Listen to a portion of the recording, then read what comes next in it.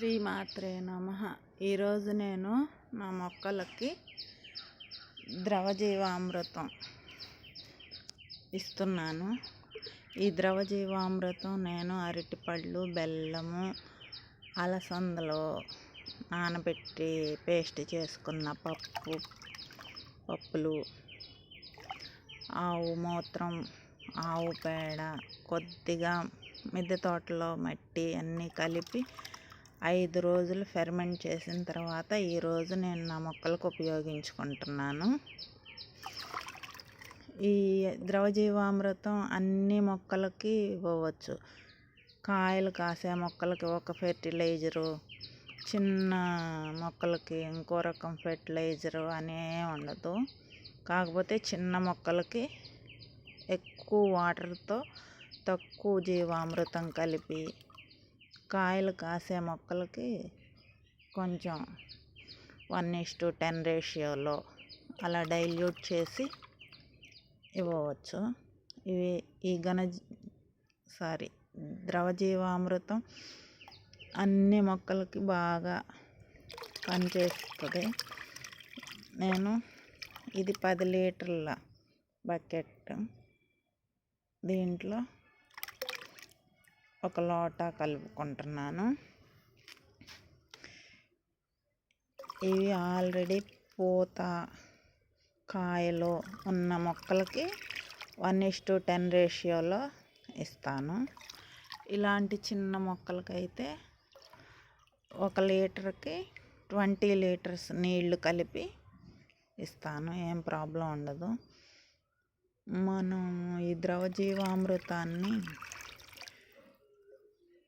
మట్టిలో వేసే ముందు మట్టిని బాగా ఇలా ముందు రోజు రాత్రి మామూలు నీళ్లు పట్టి తడిపి ఉంచుకోవాలి. ఎందుకంటే డ్రైగా ఉన్న మట్టిలో ద్రవజీవామృతం ఇస్తే వీటిలో ఉన్న సూక్ష్మజీవులు యాక్టివేట్ అవ్వవు.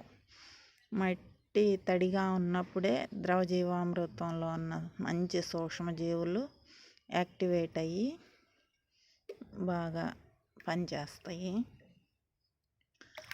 అలాగే ఈ ద్రవజీవామృతము, ఘనజీవామృతము మనం మొక్కలకి ఇచ్చినప్పుడు మన మట్టిలో విపరీతంగా వానపాములు, చిన్న చిన్న పిల్లలు పెద్ద పెద్దవి చాలా విపరీతంగా పెరుగుతాయి.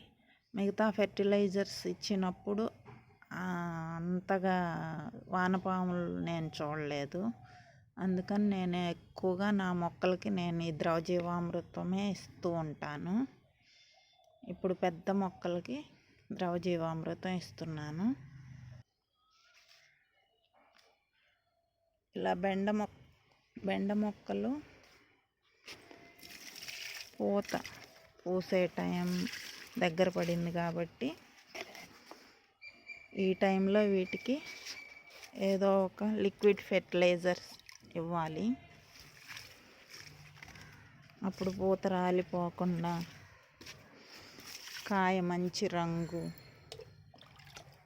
సైజు వస్తాయి. వంగ మొక్కలు, ఈ వంగ మొక్క ఇలా ముడుచుకుపోయింది. వాతావరణం మార్పు వల్ల కూడా ఇలా వస్తుంది. కాకపోతే మనం ఏం టెన్షన్ పడిన అవసరం లేదు.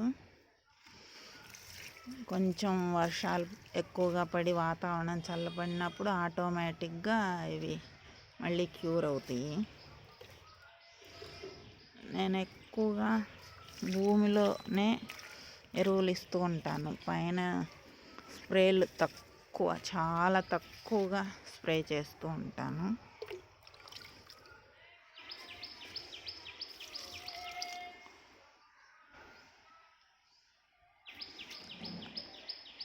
బెండ మొక్కలు, వంగ మొక్కలకి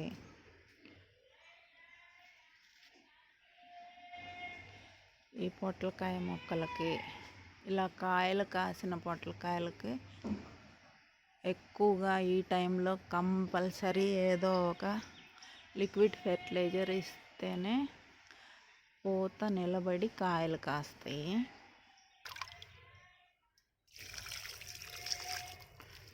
మరీ ఎక్కువగా ఇవ్వకూడదు. ఎక్కువగా ఇచ్చి కారిపోయేలా చేస్తే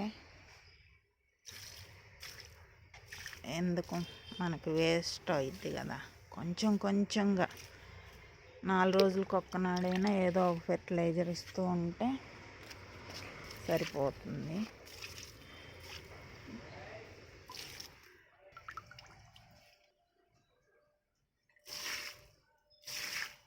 దొండ మొక్క ఇలా డ్రమ్లో సగం కట్ చేసిన డ్రమ్లో నాటాను. దీనికి ఎక్కువగా ఇస్తున్నాను. ఇలాంటి చిన్న చిన్న వంగ మొక్కలకి 1:20 లీటర్స్ రేషియోలో ఇవ్వాలి. అది కూడా మొక్కకు దగ్గరగా కాకుండా కొంచెం ఇలా స్పేస్ ఉన్న చోట ఇస్తే మొక్కలకి ఏ ఇబ్బంది లేకుండా పెరుగుతాయి. నేతి బీర ఇవి నాటి 15 రోజులైంది. వీటికి మొదట్లో ఇవ్వకుండా ఇలా దూరంగా ఉన్న ప్లేస్లో ఇస్తే మట్టి బలంగా తయారయ్యి